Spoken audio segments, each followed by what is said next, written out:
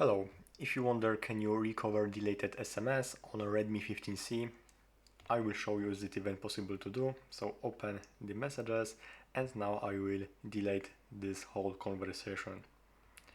And if you want to get back this conversation, these messages, sadly you cannot do it. It's impossible to do on Redmi 15C.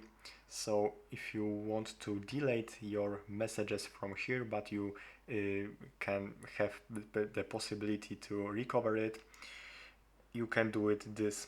Instead of deleting it, you can hold on the conversation that you want to remove from this section and click this icon over here with this arrow to the bottom.